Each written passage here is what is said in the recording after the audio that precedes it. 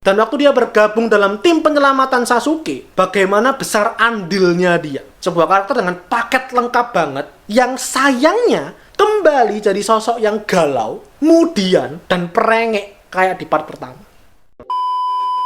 この番組はご覧のスポンサーの提供でお送りします。 Oke, saya Nesan, sedang kembali di Speak. Dan selamat datang juga di segmen Kurang Tayang. Segmen yang membahas karakter-karakter yang di awal permulaan itu punya potensi dan kesempatan. Tapi sayangnya makin ke belakang jarang digunakan dan akhirnya berujung terlupakan dan cuma jadi figuran.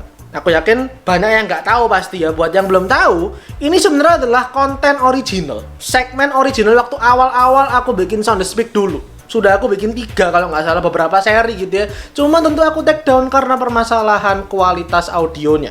Sehingga aku putuskan, ya udah deh aku bikin ulang lagi aja. Aku relaunch dan rasanya untuk relaunch ini pertama gitu ya. Mungkin paling afdol aku buka dengan seri yang sangat disukai oleh seluruh otaku di seantero negeri plus 62 ini, yaitu Naruto.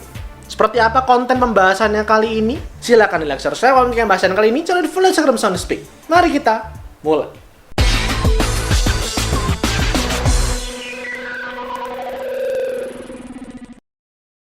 Jadi segmen ini berangkat dulu dari keinginan kita semua tuh ya. Kalau kita ngikutin sebuah anime, sebuah manga, sebuah cerita apapun gitu lah, film atau apapun, kita tuh pasti sering kali menemukan ada karakter-karakter yang kayak kurang terpakai. Yang kayak kita tuh pengen, coba ada momen lebih banyak, coba dia lebih sering muncul, coba dia lebih sering beraksi. Dari sanalah segmen ini berangkat. Tapi karakter-karakter yang aku pilih ini bukan karena kesukaanku pribadi, dan juga bukan karakter-karakter yang memang adalah figuran, memang karakter latar gitulah ya. Memang cuma tim hore meramaikan cerita. Yang aku pilih di konten kali ini adalah karakter-karakter yang memang dari awal cerita, misal dia muncul pertama kali, itu menjanjikan banget. Dia punya potensi, karakterisasinya bisa digali banyak, dia bisa berguna banyak dalam cerita. Tapi seiring perjalanan cerita, akhirnya potensi-potensi tadi itu nggak dieksplor lebih jauh, yang menyebabkan si karakternya kelihatan jadi cuman karakter sampingan doang dan nggak berguna banyak. Itu kurang lebih yang pengen aku bahas di konten kali ini, di segmen ini.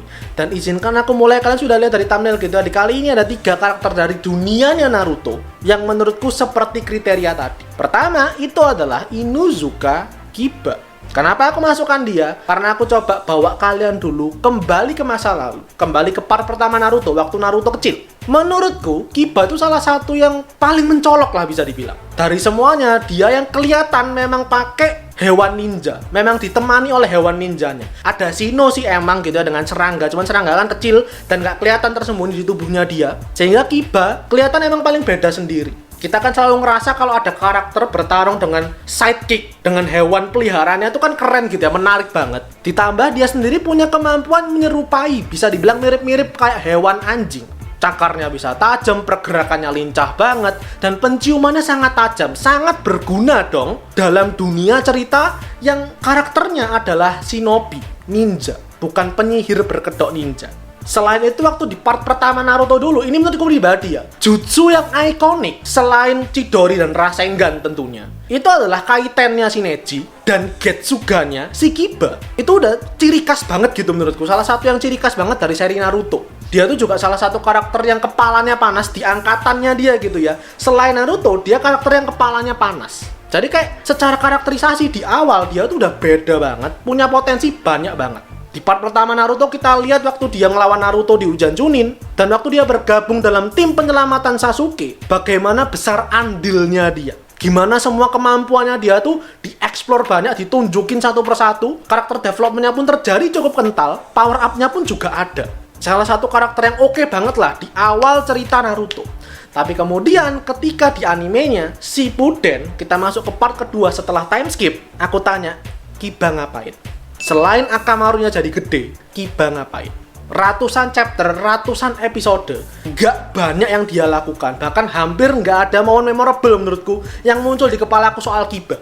Sekalinya muncul itu cuma assemble doang gitu ya, pasukan pelengkap, anggota pelengkap gitulah. Dan mungkin sekalinya ada beraksi waktu perang dunia shinobi, dia jadi raksasa, kepalanya ada 3 gitu ya. Itu pun ketutupan sama karakter-karakter lain, sama Naruto dan Sasuke. Ini yang agak aku Konten ini aku bikin karena aku sayang banget gitu. Rasanya kayak ini karakter yang bagus banget padahal. Di part pertama kita lihat seberapa bergunanya dia, bagaimana semua skillnya tuh relevan banget dengan dunia shinobi. Andai dia lebih sering muncul sedikit aja deh. Ada beberapa momen yang menunjukkan kapabilitas dia. Nggak harus tarung 1 lawan 1 dengan musuhnya. Enggak. Setidaknya ada momen yang mengangkat, kasih spotlight ke dia setelah time skip tuh seberapa banyak perkembangannya. Selain cuman ukuran tubuh anjingnya doang sama bajunya yang berubah. Tapi ya itu tadi, sayangnya sampai Naruto berakhir, kita nggak begitu banyak melihat momen itu. Kecuali di filler. Yang mana pertarungannya cuman gitu-gitu doang juga. Karakter kedua di konten kali ini, di part kali ini, aku jamin ini pasti bakal jadi part-partan beragam seri juga. Silakan kalau kalian mau request gitulah ya. Tapi untuk sekarang, karakter yang kedua adalah Tenzo, alias Kinoe, alias Yamato. Aku ingatkan lagi dulu juga ketika pertama kali dia muncul di Shippuden tuh ya, episode 30-40an, dijadikan sebagai penggantinya Kakashi. Ini aja udah role yang berat. Maksudnya kalian tahu sendiri Kakashi itu seorang Jounin, pengalamannya udah banyak banget, standarnya tinggi banget. Kalau mau ngegantiin Kakashi dan dipercaya sama Tsunade, Hokage yang menjabat saat itu sebagai penggantinya dia, pasti kualifikasinya juga ikut tinggi dong. Dan saat itulah Yamato muncul dalam cerita. Dipercaya untuk memimpin tim 7 dengan Sai waktu itu ya. Pergi ke jembatan Tenchi, mencari tahu informasi lebih lanjut lebih dalam soal markas Orochimaru dan Sasuke. Di arc itu kita melihat banyak sekali potensi dia. Bahwa dia saat itu adalah satu-satunya shinobi yang mewarisi teknik kayunya Hokage pertama. Dia juga shinobi dengan segudang pengalaman, dia pernah di Anbu. Instingnya baik, kemampuan bertarungnya baik, kepemimpinannya juga baik, kemampuan keputusannya juga baik. Dia bahkan punya kemampuan untuk membantu menyegel ketika Naruto marah mengaktifkan mode Kyuubi-nya dia. Sebuah karakter dengan paket lengkap banget yang sayangnya cuman mengkilau di satu arc doang. Di arc ketika dia diperkenalkan pertama kali. Tolong sebutin sama aku, setelah itu Yamato ngapain lagi?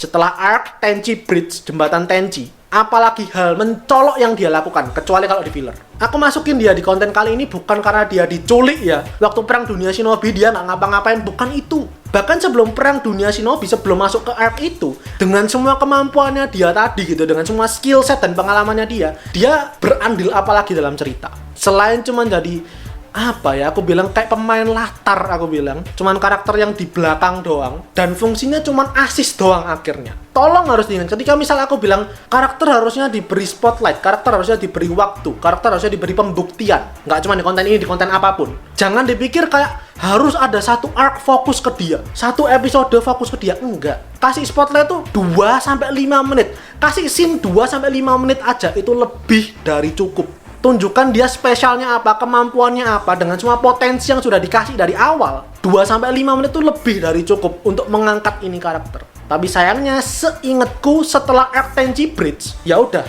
Yamato cuma jadi pemain latar, ketutupan sama karakter-karakter utama, ketutupan sama karakter lain, dan akhirnya menghilang dalam bayang-bayang, sampai akhirnya beneran gak muncul sama sekali selama perang dunia shinobi. Karakter yang ketiga dan pamungkas ini akan coba sedikit aku bela ya. Bukan aku bela sih, aku coba jelaskan dulu kenapa pandangan atau statement bahwa ini karakter itu sampah sampai sekarang tuh masih muncul. Ini orang tuh gak guna, gak membantu apa-apa dan lain sebagainya gitu. Tentu kalian tahu betul, Haruno Sakura. Lagi-lagi aku ingatkan, bukan ke part pertama nih ya, aku ingatkan dulu ke awal animenya Shippuden. Aku bisa yakinkan sama kalian kalau Sakura adalah salah satu karakter atau mungkin satu-satunya karakter menurutku yang perubahannya, efek time skipnya itu paling besar dan paling banyak. Menurutku wajar karena dari part pertama waktu Naruto kecil dia bener-bener nggak bisa apa-apa gitu lah, kayak semua kemampuannya tuh masih mentah banget, pengalamannya pun juga belum banyak. Tapi ketika masuk ke awal Shippuden, ketika time skip terjadi dalam rentang waktu 2 tahun, dia belajar banyak hal. Aku masih inget banget bagaimana terpukulnya aku dulu di awal-awal ketika nonton Shippuden gitu ya. Maksudnya ini ada seorang cewek, shinobi cewek, bisa nge-heal. Oke, dia ninja medis, ahli, murid langsung dari Hokage kelima. Dia bisa bertarung juga jarak dekat. Kemampuan pukulannya destruktif banget. Dia punya bakat di genjutsu yang sayangnya sampai akhir cerita nggak dieksplor lebih jauh. Kecuali kemampuan dia, kepekaan dia untuk membatalkan genjutsu, itu doang. Ketika di awal latihan kembali bersama Naruto, dia bisa cukup menyulitkan dan memukau si Kakashi. Sakura yang dulu bener-bener nggak bisa apa-apa, bergantung pure sepenuhnya sama Sasuke sama Naruto, sekarang bisa berdiri sendiri dengan mandiri. Aku ingatkan lagi, di awal Shippuden, kalau nggak ada Sakura, Kankuro udah mokat kali. Kita melihat bagaimana expertnya dia dalam dunia medis. Kita lihat bagaimana dia sadar, oh ini racunnya tuh kayak gini. Oh penangkalnya, penawarnya tuh harus pakai tanaman ini dan lain sebagainya. Dia racik sendiri. Dia operasi Kankuro sendiri. Sampai akhirnya Kankuro sembuh. Kalau nggak ada Sakura, belum tentu Nenek Chio bisa menang lawan cucunya sendiri, si Sasori. Seorang shinobi yang secara misi belum begitu banyak, bisa membantu, asis, dan mengimbangi seorang ninja veteran untuk bertarung lawan ninja kriminal. Bukankah itu hal yang sangat luar biasa? Lonjakannya itu loh, dari yang bener-bener nggak bisa apa-apa, yang cuman bener-bener karakter pendamping, heroin pendamping gitu ya, akhirnya jadi seorang heroin yang mandiri, yang tangguh, yang bisa melakukan semuanya sendiri. Dia punya potensi yang begitu banyak, dan setidaknya menurutku tuh sampai arc Hidan Kagusu, image cewek tangguh itu masih didapatkan di Sakura. Aku masih melihat itu di Sakura. Tapi akhirnya semua itu berubah ketika Sasuke mulai bergerak. Ketika Sasuke mengkhianati Orochimaru, dia membunuh Orochimaru, dia mengincar membunuh si Itachi, kemudian dia akhirnya jadi buronan, gabung sama Akatsuki, bikin Taka, nangkep Hachibi, segala macem. Ketika Sasuke mulai beraksi, kita melihat sosok Sakura yang udah teguh dan tangguh tadi kembali jadi sosok yang galau, mudian, dan perengek kayak di part pertama. Kayak semua development yang dibikin, yang dibuat gitu aja itu kayak seakan-akan nggak pernah terjadi. Seakan-akan yang bisa dilakuin sama Sakura tuh cuma nempelin tangannya dia ke badan orang, ngasih cakra warna hijau, dan sembuh orangnya. That's it. Kita dibuat lupa betapa drastisnya perubahan si Sakura, dan betapa menjanjikan karakter ini setelah time skip. Akhirnya seiring perjalanan cerita, kembalilah sosok Sakura yang itu. Sakura yang cuma bergantung sama Naruto, ngerengek-ngerengek minta Sasuke kembali, ngerengek-ngerengek supaya dia nggak dibunuh, nggak bisa bertarung sendiri, nggak bisa mandiri, segala macam, nangis terus-terusan. Sampai mungkin akhirnya ada sedikit perubahan, ada sedikit spotlight ketika di perang dunia shinobi. Tapi meskipun begitu, kalian juga tahu sendiri, mungkin kalian juga beranggapan bahwa 99% kekuatan tempurnya itu di Naruto sama Sasuke. Sakura tuh cuma kayak 1%-nya doang. Ya kan, banyak meme yang kayak gitu. Dan akhirnya setengah ke belakang di Shippuden tuh ya, menurutku akhirnya dia bener-bener nggak mencolok sama sekali. Kayak aku bilang tadi, kemampuan dia di mata kita cuma nempelin tangannya dia ke badan orang, kasih cakra warna hijau, orangnya sembuh. Ketika Pain menyerang Konoha, menginvasi Konoha, memang betul dia merawat begitu banyak orang, dia menyembuhkan banyak orang, tapi itu nggak kelihatan, karena sifatnya kan di belakang gitu ya, medis kan di belakang. Dan menurutku tuh nggak ada scene yang kayak waktu dia nyembuhin Kankuro. Waktu dia nyembuhin Kankuro, apa yang spesial? Kelihatan banget gitu, kalau dia tuh ahli banget, pandai banget. Ketika ngelawan Sasori juga terlihat kalau dia tangguh banget, dia pakai otaknya dia, cari celah, cari cara untuk bisa ngalahin si Sasori. Dia nggak cuma maju Shanaro pukul, enggak. Momen-momen inilah yang kemudian luntur, hilang sepenuhnya ketika Sasuke mulai beraksi dan Sakura kembali jadi cewek lembek. Makanya meskipun diangkat gitu ya, dia bertarung, dia punya andil cukup besar di perang dunia shinobi, orang-orang kayak tutup mata aja udah, karena udah terlambat menurutku. Sehingga Sakura, meskipun dia tuh heroin, salah satu karakter utama dalam Naruto, akhirnya terpojokkan, tersingkirkan, dan ya udah hilang perlahan-lahan. Sampai akhirnya kita nggak menggubris, kita nggak peduli sedikit pun dengan dia. Itu menurutku kenapa orang-orang banyak bilang sampai sekarang Sakura itu ampas. Dan itu dulu untuk konten kali ini.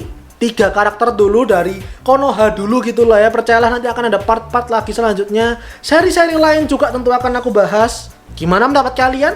Setujukah sama aku karakter-karakter itu tadi? Adakah karakter lain gitu barangkali nanti aku jadikan pertimbangan untuk part selanjutnya? Silahkan taruh aja di kolom komentar. Itu aja dulu untuk kali ini. Silahkan like videonya kalau ingin bahasan kali ini. Jangan lupa komentar, di-share kalian, dan terakhir jangan lupa follow channel Sound Speak dan subscribe buat kalian nikmati nih konten anime dan manga dari channel Sound Speak, karena anime dan manga yang aku suka dan yang kalian suka. So I'll see you guys in the next video. Saya Minasan.